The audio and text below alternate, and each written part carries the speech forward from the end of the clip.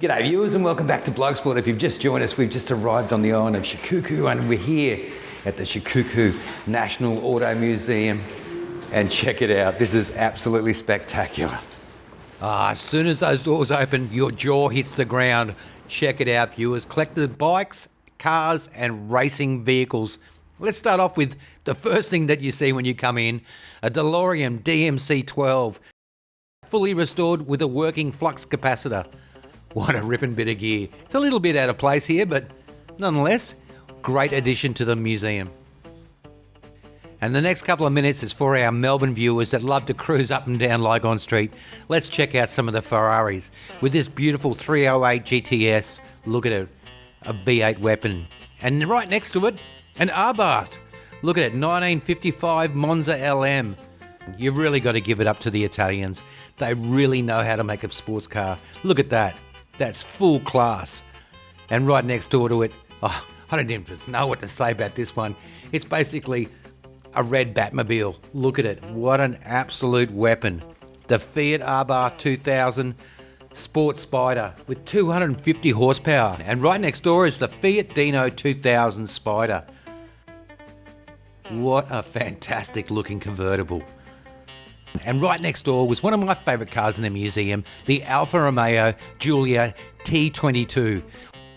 There was only 12 of these ever made, and they were purposely made as a race car. And boy, were they successful.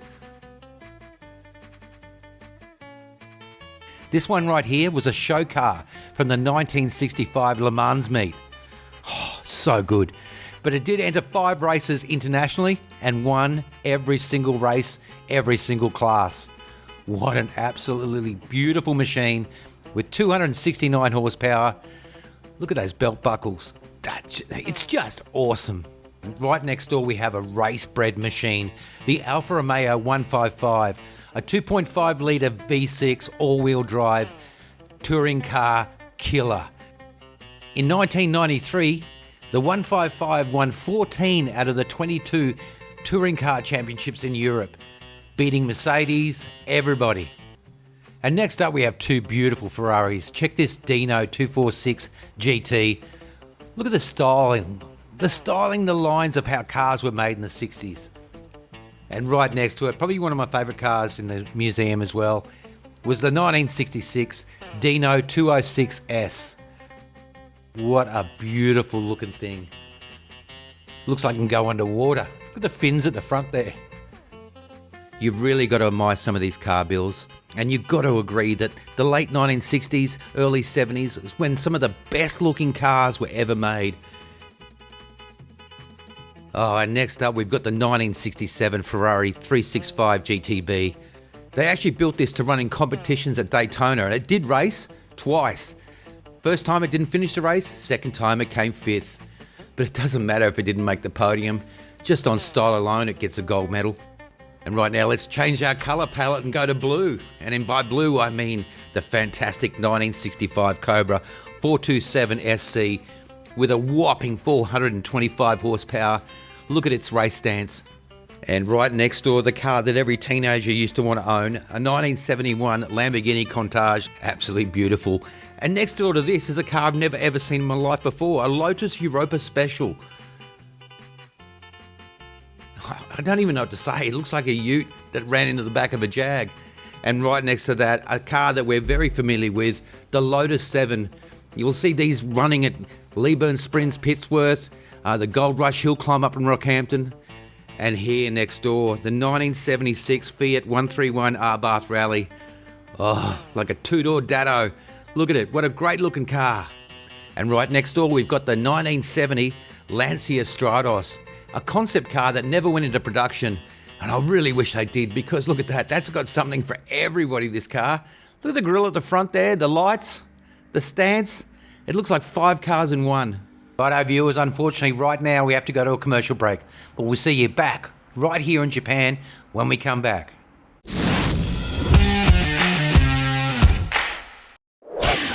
G'day viewers and welcome back to BLOKESWORLD. If you've just joined us, we're in the fantastic island of Shikoku. We're in Japan and we've made our way down to check out one of the greatest car collections you'll ever see, the Shikoku National Auto Museum.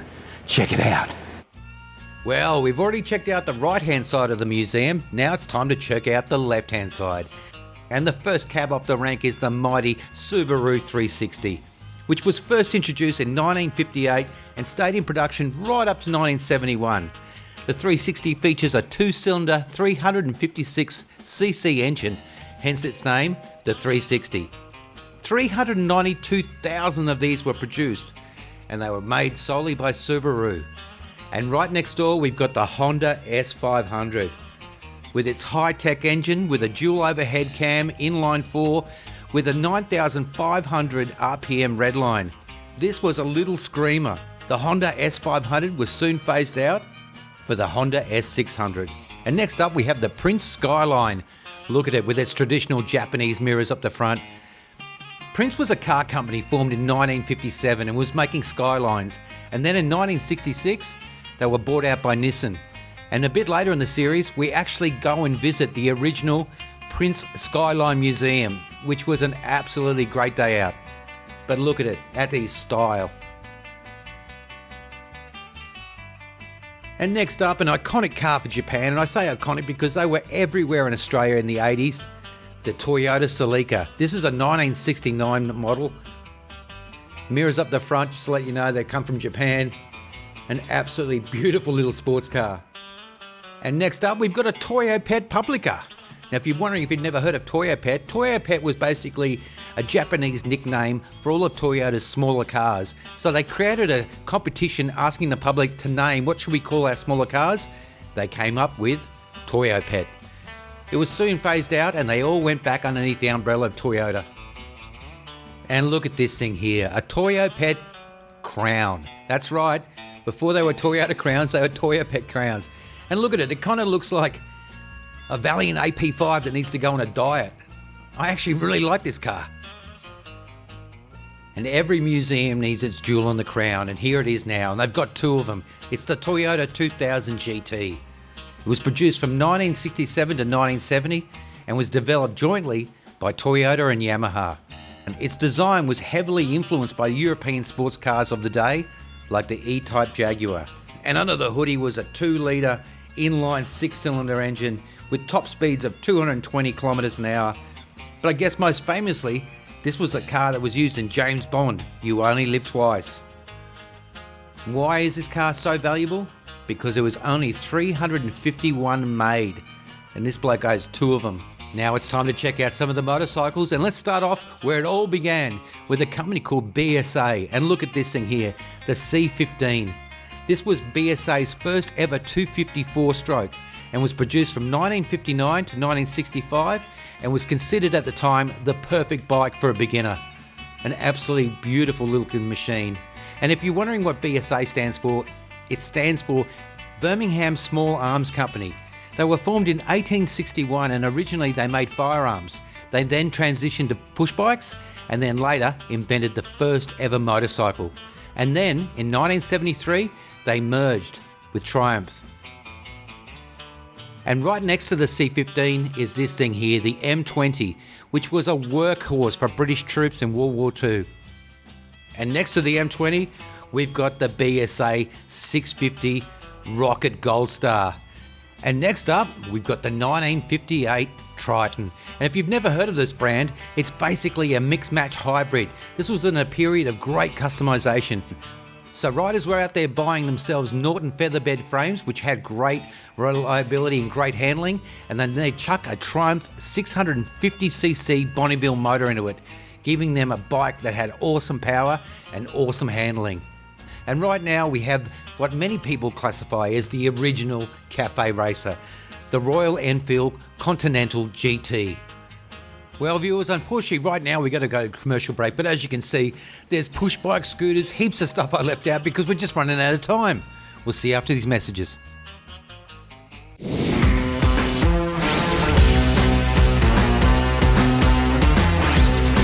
G'day viewers and welcome back to Blokes World. If you've just joined us, where the bloody hell have you been? We've been in Shikoku checking out their automotive museum and it is absolutely cracking.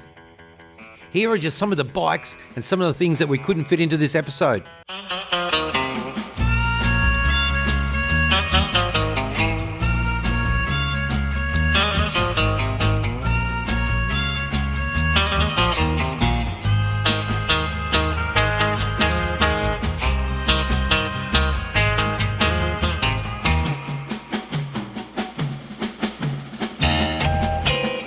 Okay, Dad, so you've just won a competition and you can take home 1 car and 1 motorcycle from this entire collection. Let's start off with the motorcycles. What motorbike would you take home? The Royal Enfield, without a doubt, because I used to have one. Look at it. It is right here. The Continental GT. What an absolutely beautiful bit of gear. 1964, 250cc. The death hangers. Awesome. Myself, easy. I'm taking the TM400. Look at this amazing Suzuki dirt bike. That is just a weapon. It's probably one of my favorite things in this whole museum. I love that. All right, now as far as cars go, you can choose any of these cars in this collection. What are you going to take home? Well, you can forget the Lamborghinis and the Ferraris, mate.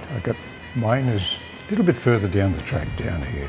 Right, this is my favorite right here. It's a Subaru 360. When I say 360, we're talking CCs. You're not talking about what happens when you go to a roundabout in the wet. It's 360. It's like a motorcycle engine. 1958 Subaru. Yep. Viewers spewing. We've run out of time, and I know I said at the start of the program we're going to the Kawasaki Museum. We're doing that next week. I couldn't be bothered doing another voiceover at the start and re-editing, so please forgive me. Really hope you enjoyed this episode, but make sure you're watching next week because we do make our way to the Kawasaki Museum, and it is amazing. And then from the Kawasaki Museum in Kobe, we make our way to Toyota, to their National Museum, and this was just amazing. Some funny cars and some cars that you just want to buy if you want Powerball. Anyway, till then, do what you want. We'll see you next week for more BLOKESWORLD. See you next week for more BLOKESWORLD. Woo! Let's go. Legend. Unreal. I've been watching you forever, man. Oh. Forever. I love it. Awesome.